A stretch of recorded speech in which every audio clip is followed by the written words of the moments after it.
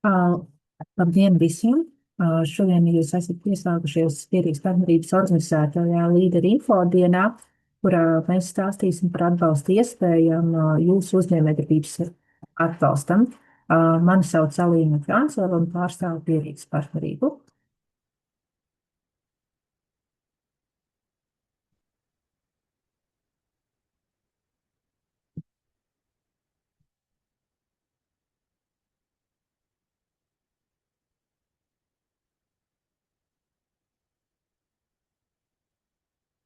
Tad biedrības Pierīgas partnerība ir biedrība, kas apvieno iedzīvotājus, uzņēmējus, pašvaldības pārstāvjus, un mūsu mērķis ir attīstīt novada teritoriju, darbojamies Mārgas un Nolēnas novados, un mūsu pamat uzdevums ir konsultēt arī par atbalsta iespējām un organizēt konkursus un sniegt atbalstu jūsu ideju īstenošanai.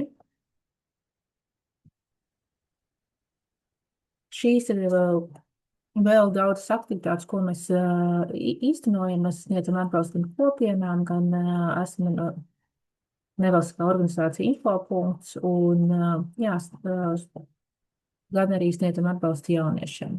Bet šodien galvenā tēma ir par projektu iesniegšanu.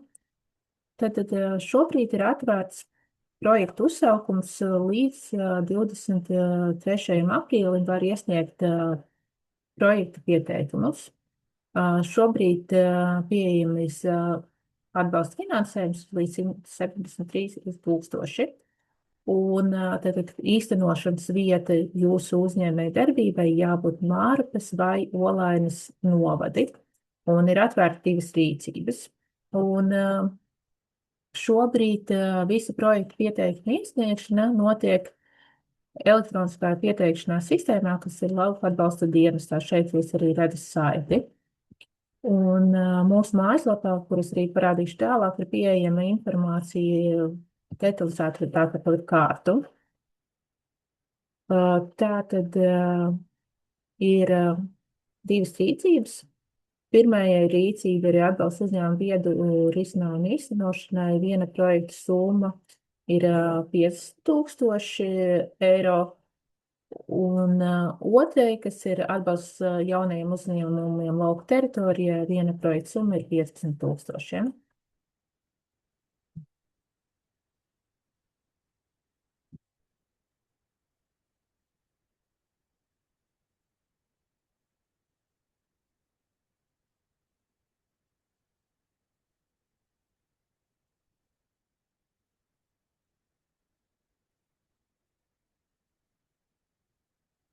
Atbalstu tad projektu iesniegumu var iesniegt fiziska persona, kas vēlās uzsākt saimniecisko darbību, vai juridiska persona, kuras apgrozījums ir līdz 350 000 pēdējā noslēgtajā gadā. Tāpat tās arī kooperatīvās saimniecības un pašvaldības var iesniegt sadarbībā ar uzņēmumiem. Šajā atbalsta programmā uzņēmējdarbības atbalstu nevar saņemt biedrības vai nodibinājumi. Tad ir, kam var saņemt atbalstu? Atbalstu var saņemt produktu un pakalpojumu radīšanai vai attīstīšanai. Un tāpat tās arī darbinieku apmācībām un arī tirdzniecības vietu izveidei jūsu produktam. Ir definētas arī neatbalstāmās nozares. Šeit jūs varat redzēt viņas uzskaidrs, ka tā ir primārā lauksaimniecība, zivsaimniecība. Šajā atbalstā ir paredzēts piemēram lauksaimniecības produktu pārstrāde. Kas ir attiecināms? Attiecināms ir šajā projektā jūs varat iekļaut jaunu pamatlīdzekļu vai programmu nodrošinājumu iegādi. Un pie jauniem pamatlīdzekļiem ir arī, kā jūs redzat, izdalīti, piemēram, mobīlo transporta līdzekļi, bet kurš ir specializēti aprīkots kāda pakalpojumu sniegšana. Un līdzīgi ir pieejams arī turisma aprīkojuma iegādē, kas ir mobila, bet turisma pakalpojumu sniedzējiem jābūt vismaz 2 gadi. Un iespēja arī iegādāties tehniku, iekārtas aprīkojumus elektroenerģijas ražošanai pašpatēriņam, bet šīs investīcijas nevar būt vienīgās. Un pieejams arī ir būvniecības pārbūves novietošanas izmaksas, internetveikala vai tirdzniecības platformas izveide. Tāpat jūs varat iekļaut projektā, ja jūsu uzņēmējdarbībai ir nepieciešams izstrādāt zīmolu vai mājaslapu. Un jā, arī patentu un licenžu izmaksas var iekļaut un arī apmācības.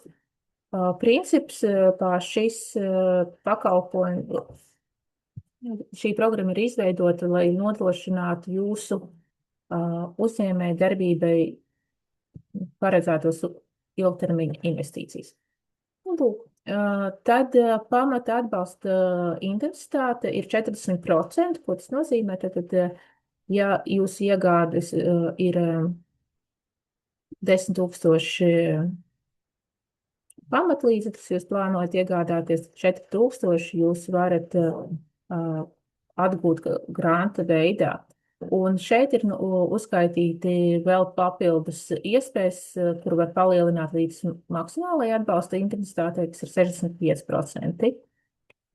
Tad, ja projekts plānots publiskajā infrastruktūrā, kas ir īstenot iepriekšējā periodā, šis saraksts arī ir mūsu mājaslapā pieejams, ja jūs jau esat sociālais uzņēmums, un šeit ir uzskaitīti gan Mārpas novadā, gan Olainas novadā atbalstāmās aktivitātes un nozares, un abās vietās ir arī mūsu prioritātes turismas un aktīva apgūte vai vietējo produktu ražošana, kas ir māja ražošana un amatniecība. Papildus šobrīd es gribu izstāstīt par 1-2 rīcību, kas ir otrs virziens, kas ir atbalsts jaunajiem uzņēmumiem lauku teritorijā. Šie ir, uz šo var nākt fiziskas personas vai juridiskas personas, kura darbība ir neilgāk par 18 mēnešiem no projekta iesniegšanas dienas. Tad projektus var īstenot tikai ārpus Mārpas un Olainas pilsētas teritorijas, tad lauku teritorijā. Un papildus jau norādītājām attiecināmām izmaksām šajā konkrētajā rīcībā var iekļaut arī lietotus pamatlīdzekļus, bet ne vecāks par 5 gadiem. Un tā būtiskākā atšķirība arī šeit ir tāda, ka jūs iesniedzat projektu, jūs redzat, ka jūs saņemat 80% no publiskā finansējuma ar projekta apstiprināšanu un 20% pēc projekta rezultātu sasniegšanas. Tad jūs norādat, ko jūs vēlaties sasniegt, cik saražotās produkcijas vai sniegtos pakalpojumus, un kad jūs esat to paveikuši, tad jūs varat saņemt atlikušo, un jums vairs nav projekta uzraudzība. Un tā ir tā būtiskākā atšķirības, kas ir pirmajai un otrajai rīcībai. Šeit ir daži piemēri, kas jau ir īstenoti mūsu teritorijās, tad ir jaunākie projekti. Medemciemā ir izveidots turisma mītnes spā, kas ir Māņas kokos.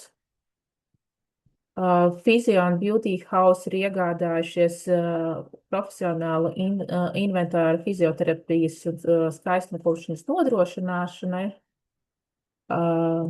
Remešu, atpūtas kompleksa Remeši ir izbūvējuši gan namiņus, gan arī iegādājušies turisma aprīkojumu, un Sija Flowey ir izveidojuši viedo ziedu tirdzniecības automātus. Kā redzat, ir ļoti dažādi projekti, sākot no pamatlīdzekļiem līdz pat būvniecībai.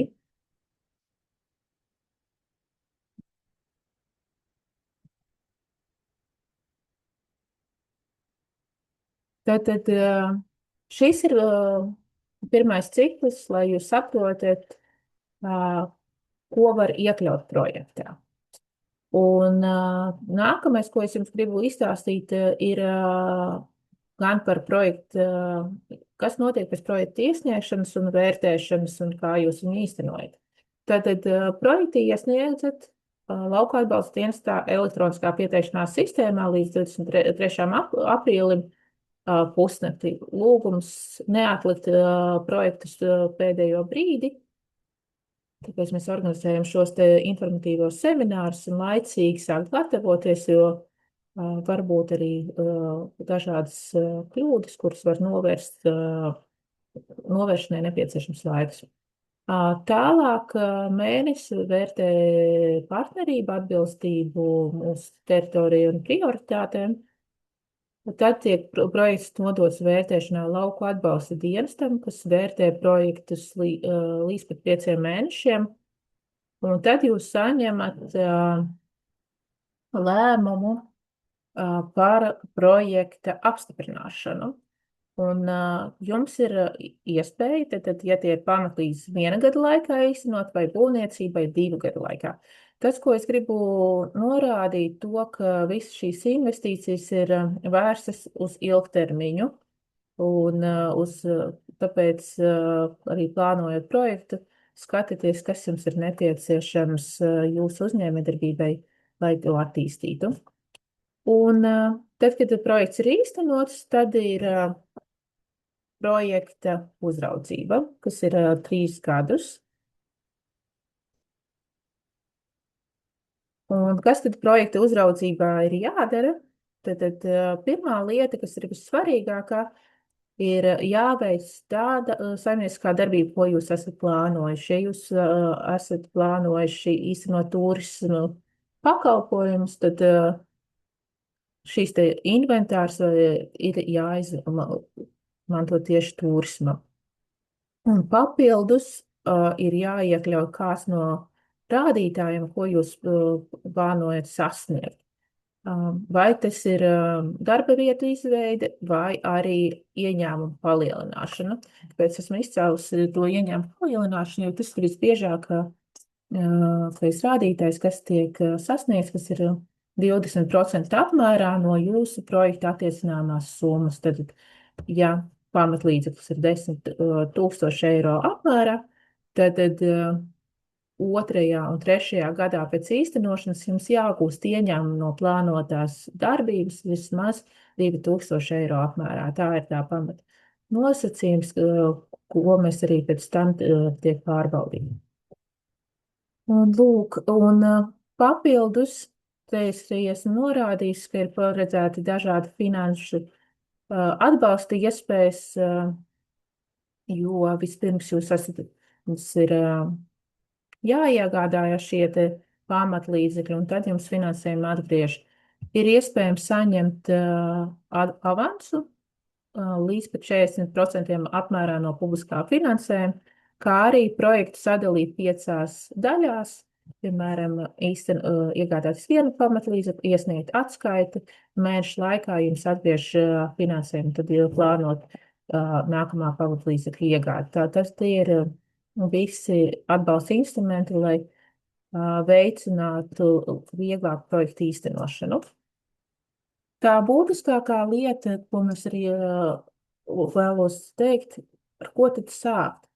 Pirmā lieta, ja jums ir kāda konkrēta ideja, aicinu vērsties pie mums Pierīgas partnerībā uz konsultāciju un pārunāt, kas ir tās lietas, tad konkrēti tās investīcijas, ko jūs gribat iekļaut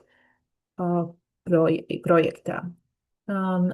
Tad, gatavojot projektu, es iesaku vērsties jau šobrīd gan pie pašvaldības vai aizdevuma iestādes, kuru jūs pirmā pārjautājat, vai, piemēram, ja jūs plānojat būvniecību, vai šajā zemes gabalā šo te ideju var īstenot, vai nav kāda apgrūtinājuma. Tāpat tās arī jau šobrīd var plānot, kas ir tie aizdevuma avoti, lai projektu īstenot. Tad, lai iesniegt projektu, jums jābūt lauku atbalsta dienesta klientam, ja jums ir elektroniskais paraksts, tad to jau var īstenot uzreiz. Un jā, jau šobrīd sākt gatavot provizorisko tām, cik tas izmaksās, veikt tirgus izpēti un iepazīties ar vērtēšanu kritērijiem. Tad par projektu iesniedzamiem dokumentiem, tad būs projekta veidlapa, īpašuma apliecinošas dokumentu cenu salīdzināšana, dokumentu pašnovērtējuma veidlapa. Par tiem vairāk mēs stāstīsim arī seminārā, kas būs 13. aprīlī, kas ir tieši saistīts ar projektu sagatavošanu. Nu, lūk. Un papildus to, ko vēlos jums pastāstīt, ir, ka mēs šobrīd gatavojam vairākus seminārus, kur pārunāt jau konkrētas idejas, konkrētas atbalsta iespējas. Šodienas ir pirmais iepazīšanās seminārs, kuru pastāstīt jums par atbalsta iespējām un šo programmu. 8. aprīlī 2002 mums būs Altuma pārstāvis, kas stāstīs tieši par finanšu pratību, naudas plūsmu aizpildīšanu. Un 13. aprīlī mums būs seminārs, tieši tāds, kurā mēs jau viesim šajā te sistēmā un runāsim jau konkrēti par projektu veidlapas aizpildīšanu. Tā kā tie ir tie informatīvie semināri, un papildus, jā, aicinu jūs arī vērsties pie mums uz konkrētām idejām. Visa dokumentācija, kas ir nepieciešama jums, ir pieejama mūsu mājaslapā www.pierīgspartnerība.lv, tur ir sadaļa līdera atbalsta nosacījumi, un tur arī ir uzņēmējdarbība, un tāpat tās arī lauku atbalsta dienesta mājaslapā. Šīs ir īsumā informatīvais par šodien, bet es labprāt, ja ir kādi jautājumi, varbūt tās jūs varat uzrakstīt, lai es varētu atbildēt. Jo izsvērējām īsumā cauri par pamatu atbalstu.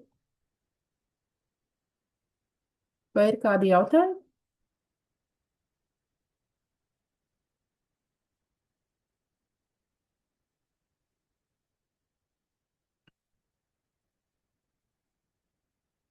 Tas, ko es vēl gribu papildus jums šodien pastāstīt, tad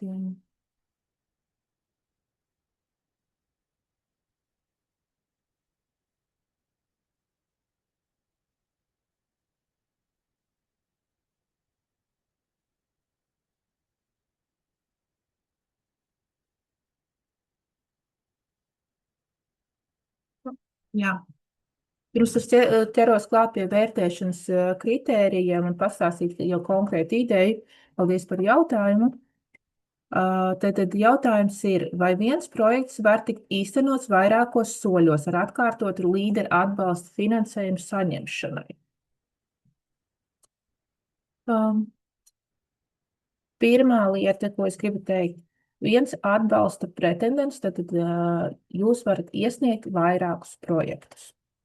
Bet katram projektam ir jābūt savam mērķim un savam rezultātam. Tad jūs varat, piemēram, turismītne, var iegādāties, izveidot naktsmītnes, un būs ieņēmumi no naktsmītnēm, un iegādāties aprīkojumu, piemēram, laivas, un būs ieņēmumi no laivām. Šie ir divas nošķirtās aktivitātes, ko var īstenot. To, ko nevar, ir, piemēram, ja jūs vēlaties veikt būvniecību un kopējā būvniecība maksā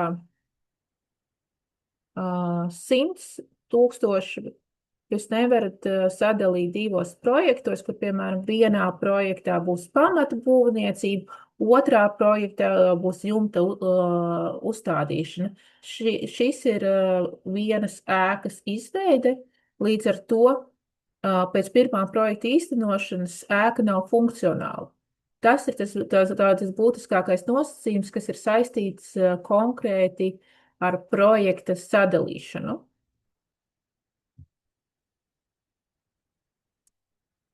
Droši es aicinu uzdot arī jautājumus, var ieslēgt arī mikrofonus, jo šī ir tā lieta, kur mēs varam arī pārunāt konkrētos gadījumus un arī uzdodot jautājumus arī pārējie klausītāji var iepazīties. Tā.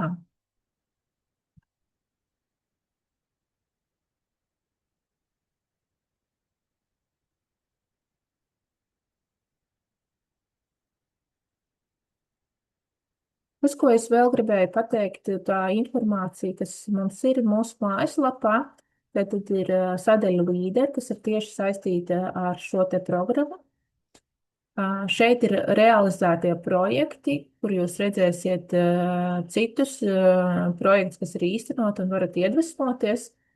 Un šobrīd gribu izstāstīt par atbalsta nosacījumiem. Tātad šeit ir 4. kārtas sludinājums, to es jums arī parādīšu. Tur ir tā pati informācija, ko es jums šodien rādīju, un papildus arī projektu vērtēšanas kritēriji. Tad šeit sadaļa par projektu iesniegšanu attīstīta viedā uzņēmējdarbība. Mēs atveram šo te sadaļu. Un šeit ir īs apraksts par katru rīcību, kā jau minēju, šie te palielinājums, kas ir saistīts ar atbalsta intensitāti. Un te ir jūsu palīga informācija tieši projekta sagatavošanai. Pirmkārt, te ir pieteikuma veidlapa, viņa elektroniskā pieteikšanās sistēmā, un šeit ir rokas grāmata, kur ir pa soļiem aprakstīts, kā ir jāizpilda pieteikums. Tad īpašuma apliecinošana dokumenti, tie ir vai nu telpu nomas līgums, kas ir saistīts, kurā vietā būs pamatlīdzekļi, kas ir noslēgts vismaz uz 7 gadiem. Ja jūs plānojat būvniecību, tad ņemat vērā, ka būs nepieciešams, ja tas ir nomas līgums, tad jābūt reģistrētam, būs nepieciešams reģistrēt arī nomas līguma tiesības zemes grāmatā. Lūk, cenu aptaujas dokumenti, tad visiem pamatlīdzekļiem ir jāiesniedz jau uz projekta iesniegšanas brīdi cenu salīdzināšanas dokumenti, tad investīcijām, kas ir virs 2000, 2 cenu piedāvājumi, bet par to vairāk mēs pastāstīsim jau tajā 13. detalizēti. Vai būvniecībai kopā ar projektu iesniegumu vai 6 mēnešu laikā pēc projekta apstiprināšanas. Vēršu uzmanību, ka šobrīd ir vienkāršot kārtība visiem projektiem, kam ir summa līdz 15 000, un cenu aptaujas dokumentus būs gan par būvniecību, gan par pamati līdzekļiem ir jāiesniedz līdz 23. aprīlim. Tas ir jauns nosacījums, kura jau šobrīd, rakstot projektus, jums jau jābūt skaidrai par jūsu ieceri. Un šeit ir arī papildus pavadu dokuments, kas ir pašnovērtējuma veidlapa, kur jūs pēc projekta aizpildīšanas jūs aizpildīsiet atbilstoši vērtēšanas kritērijiem. Līdz ar to Šeit ir dažādas apmācības, papildus informācijas skaidrojumi, kur mēģinājām pēc iespējas vairāk dot informācijas, lai jūs varat atrast savu gadījumu, bet, man liekas, vislabākais ir šobrīd, jā, nākt uz konsultācijām, sazvanīties un izrunāt jūsu konkrēto piemēru. Ir atnācis vēl viens jautājums, tātad, vai atbalsts IT sistēmas izveidēju?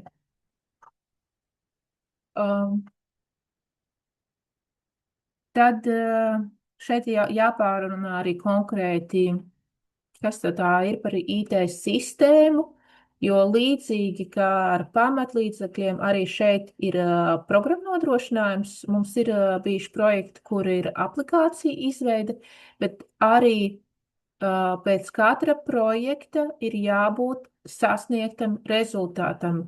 Tad rādītājs jums tāpatās ir jābūt ieņēmumu gūšanai. Līdz ar to, ja jūs izveidojat, piemēram, kādu aplikāciju, jums būs jā, pēc projekta īstenošanas jāapliecina, ka viņi ir funkcionāli un ka no tās jūs gūstat ieņēmumus.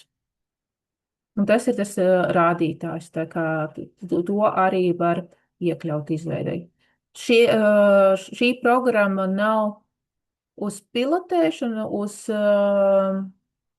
inovāciju, tādās, kas ir testēšanas lietām, tur ir vairāk, es aicinu vērsties uz biznesa inkubatoriem, arī viņiem šobrīd ir atklāta projekta pieteikšana līdz 31. mārtam. Te ir vairāk jaunu uzņēmēju, kuri var testēt un pārbaudīt šīs te. Šī programma ir vērsta uz konkrētām investīcijām, lai jūs sasniegtu rezultātus un mums konkrētu ieņēmumu gūšanu.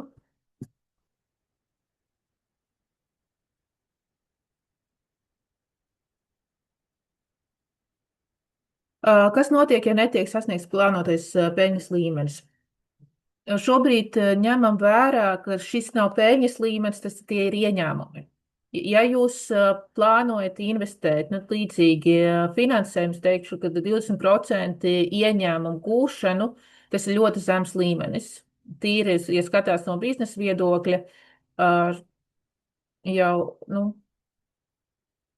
tad tas ir tāds samazināts, lai būtu ieņēmumi. Ja jūs tāpatās jau šobrīd uzņēmumi pārsniedz šo te līmeni, bet ja netiek sasniegts, tad pirmā lieta būs paskaidrojums, kāpēc. Jo ņemot vērā esošo situāciju, ir bijuši dažādas situācijas, tas ir tāpat pandēmija, ka turismu uzņēmumi īstenoja projektus un konkrēti šajā periodā nebija iespējams īstenot šo te saimniecisko darbību. Šiem projektiem tika pagarināta projekta īstenošanas termiņu, un, jo tur bija konkrēti situācija, kas no viņiem nav atkarīgs, un līdzīgi, ja jūs, piemēram, iegādājaties pamatlīdzekļus un neīstenojat savu saimniecisko darbību, tas kategoriskākais ir, ka jūs atmaksājat finansējumu. Tā ir tā būtiskākā lieta, ja jūs plānojat īstenot un saimniecisko darbību veikt, tad šis ir atbalsts, lai tu to darītu ātrāk. Tā, vai ir vēl kādi jautājumi?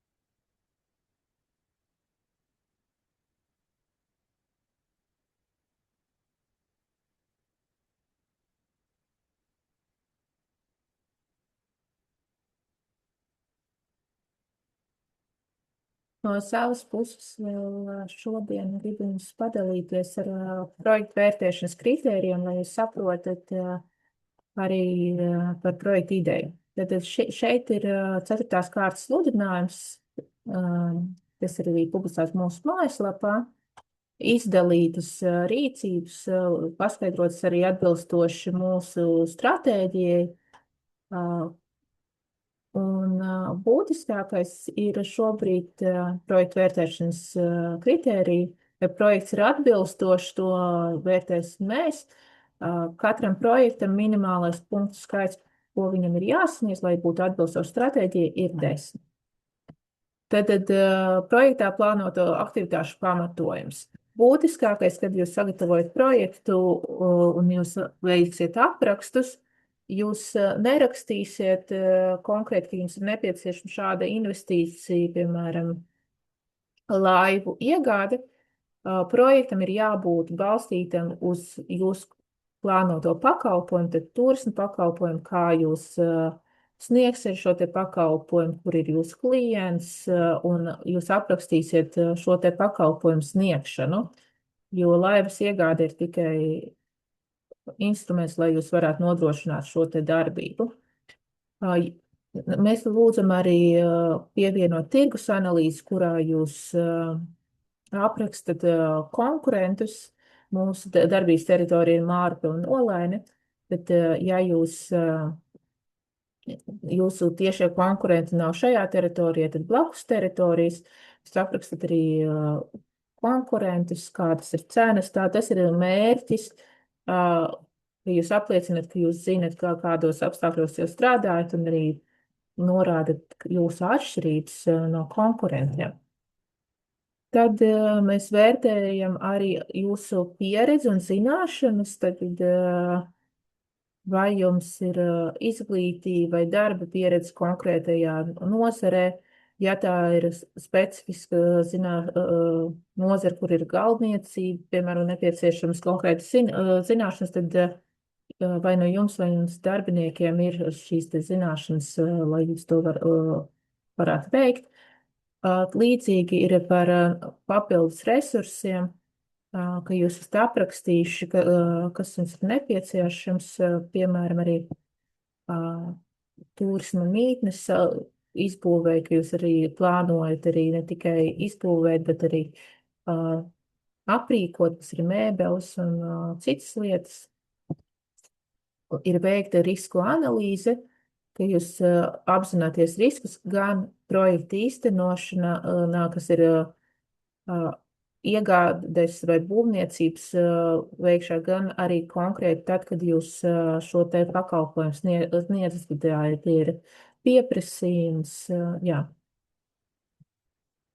Tā, koprojekts šeit ir, mēs dodam papildus punktu, ja koprojekts ir, kad divi uzņēmumi īsteno vienu investīciju, piemēram,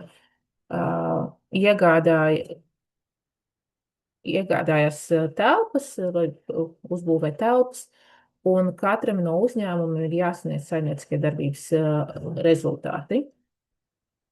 Tad tāpat tās ir dzīvotspēja, ja mēs vērtējam, vai jūs plānojat veikt projekta atklāšanas pasākumu, mēs aicinām pēc projekta īstenošanas veidot pasākumu, kas palielina publicitāti iedzīvotājiem par šo pakalpojumu īstenošanu. Tad papildus punkti tiek piedāvāti par projekta oriģinalitāti, vai šāda ideja ir īstenota. Mārpas vai Olainas novadā, tas ir BRG darbības teritorija, vai arī Latvijas teritorijā. Nu, lūk, tad te ir sadaļa no 7. līdz 9. kas ir papildus intensitāte. Ja jūs atbilstat kādam no tiem, tad jūs saņemsiet arī 65. Un, jā, projekta investīcijas par būvniecību ir 2 punkti, pamatlīdzekļiem ir 1 punkts.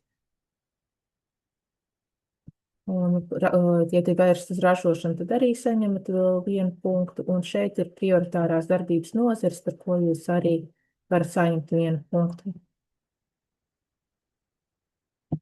Un, jā, projekta darbības rezultātā, ja tiek radīta viena darba vieta, tad tiek saņemts punkts, vai arī vērsts uz ilgspējīgu risinājumu ieviešanu viedu uzņēmējdarbību, un te ir paskaidrots. Un tāpat tās mēs dodam papildus punktus, ja jūs esat reģistrēti mūsu teritorijā, tad fiziskai personai tā ir deklarētā dzīvesvieta, un juridiskai personai tā ir juridiskā adrese. Un papildus punkti tiek doti arī, ja jūs iepriekš neesat īstenojuši projektus. Un šie ir tie kritēriji, un līdzīgi kritēriji ir arī otrajai rīcībai. Tās ir tās būtiskākās lietas, lai jūs saprotat arī mūsu to vērtēšanas procesu, vērtē 3 neatkarīgi eksperti. Pēc projekta iesniegšanas mēs aicināsim arī visas iesniedzējas uz prezentācijām, un tā būs iespējams aizstāvēt savu ideju. Nu, lūk. Tā ir īsumā, ko es gribēju jums šodien izstāstīt, tad iepazīstināt ar mūsu programmu, iepazīstināt ar projektu vērtēšanu un vērtēšanas kritērijiem, un aicināt jūs nākt uz konsultācijām un piedalīties arī nākamajās jūs webināros, kur mēs konkrēti 8. aprīlī 1:30 tiksimies ar Altumu, kur stāstīs par finansējumu iespējām un arī par naudas plūsmas aizpildīšanu. Un 13. aprīlī jau konkrēti ar konkrētu ideju skatīsimies, kā aizpildīt pieteikumu lauku atbalsta dienesta elektroniskajā sistēmā.